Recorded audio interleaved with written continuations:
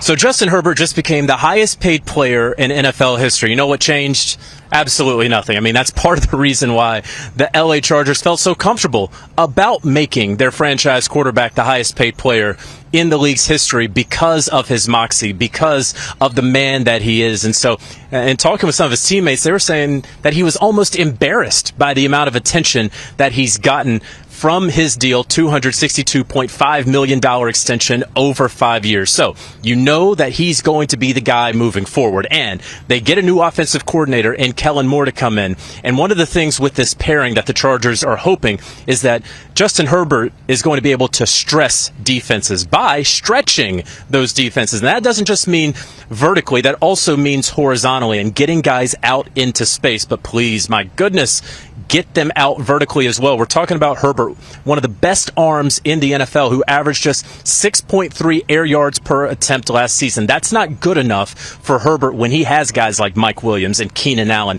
where they just drafted Quentin Johnston in the first round. And oh, by the way, they have a healthy and cohesive offensive line for the first time in LA Chargers history. You have to go back to San Diego the last time they had an offensive line this good and this healthy right now. And in talking with Brandon Staley, the one thing that they cannot avoid, that they cannot get around, is their playoff failure from last year. Remember, of course, in the AFC wildcard game against the Jacksonville Jaguars, up 27-0, and then ultimately blowing the third largest lead in NFL history, losing to the Jaguars in dramatic fashion. Well, they're not forgetting that. They're not just burying that. That's going to have to fuel the 2023 Chargers. And even in this offseason, Brandon Staley told us he met with Steve Kerr. He met with Greg Popovich, the NBA coaching greats, about handling adversity and getting over that hump. Remember the 2013 NBA Finals when the Spurs under Popovich lost 4-3 to the Heat. Remember in 2016 when Steve Kerr's Warriors gave up